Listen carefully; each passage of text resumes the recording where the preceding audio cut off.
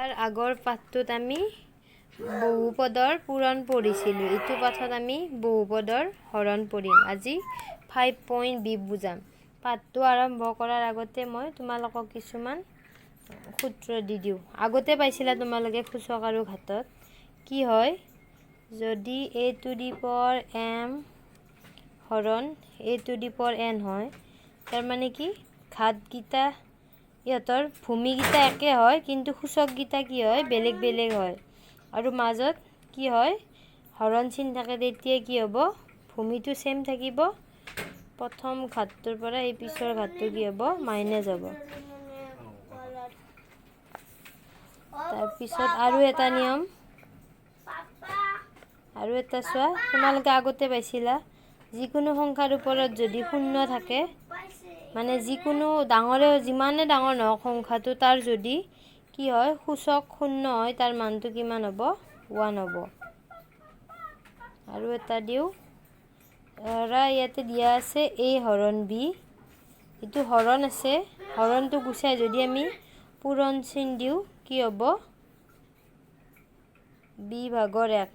বিটো কি হ'ব নোৱাৰে, শূন্য হ'ব নোৱাৰে।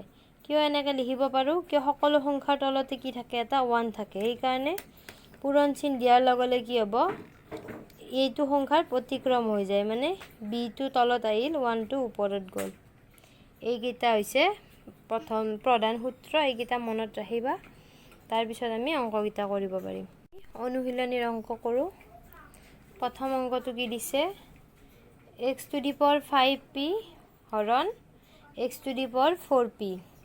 এতিয়া চোৱা, ইহঁত দুটাৰ ভূমি কি হয়, একে হয়, কি আছে, x আছে। গতিকে আমি কেনেকৈ পাতিব পাৰোঁ, 5p minus 4p।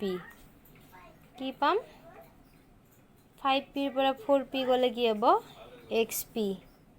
এনচাৰ কি হ'ব, x to the power p।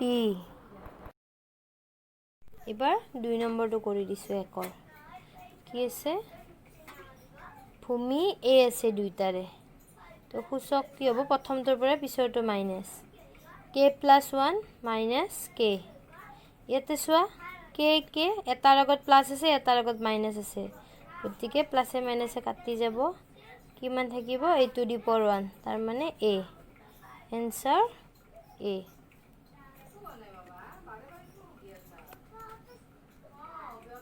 এবাৰ 1 আৰু 4টো কৰিছোঁ।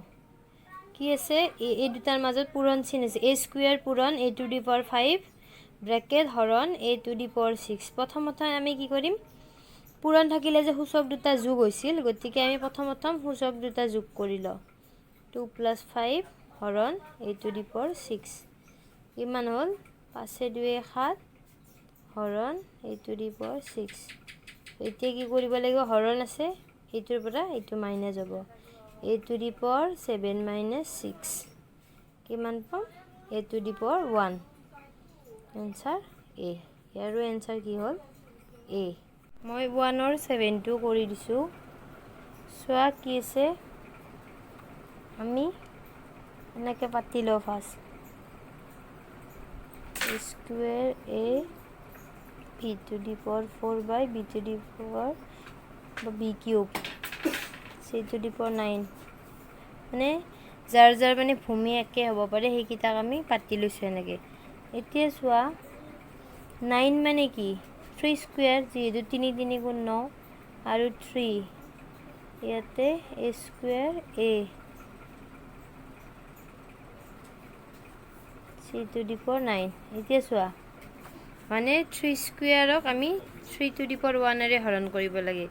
ইয়াতে যদিও ছিংগলকৈ তোমাৰ 3 আছে, a আছে, ইয়াৰো সূচক 1 আছে, ইয়াৰো সূচক 1 আছে, গতিকে মানে এইটোৰে হৰণ কৰিব লাগে। গতিকে ভূমি যিহেতু আমি কেনেকৈ পাতিব পাৰোঁ, 3 to the power 2 minus 1। কাৰণ চোৱা, তোমালোকে আৰু এটা নিয়ম পাইছিলা, a to the power m থাকে যদি আৰু তলত a to the power n থাকে, আমি কেনেকৈ পাতিব পাৰোঁ, a to the power m minus n, হয়নে? সেইকাৰণে আমি এই একে নিয়মত m আৰু n আছিল, আৰু ভূমি কি আছিল, সিহঁতৰ b আছিল, সেইকাৰণে a to the power m minus n। ঠিক তেনেদৰে ইয়াতে যদি ভাবোঁ, ভূমি ইয়াতে কি আছে, 3 আছে আৰু সূচক ইয়াতে 2 আছে ইয়াতে 1 আছে গতিকে কি লিখিব পাৰো 2 - 1 ঠিক তেনেদৰে ইয়াতে 2 আছে তলত 1 আছে গতিকে 2 - 1 b to the power 4 হৰণ কি আছে b কিউব -3 আৰু c জি আৰু বেলেগ নাই গতিকে c to the power 9 টো এনেকৈ থাকিব এতিয়া সো আমি কি পাম 3 to the power 2 - 1 তাৰমানে কিমান পালো 3 to the power 1 a to the power 2 - 1 তাৰমানে a to the power 1 b to the power 4 - 3 মানে b to the power 1 আৰু c to the power 9 গতিকে এইখিনিকে আমি কেনেদৰে পাতিব পাৰো 3ab c to the power 9 গতিকে आंसर কি হ'ব 3abc c to the power 9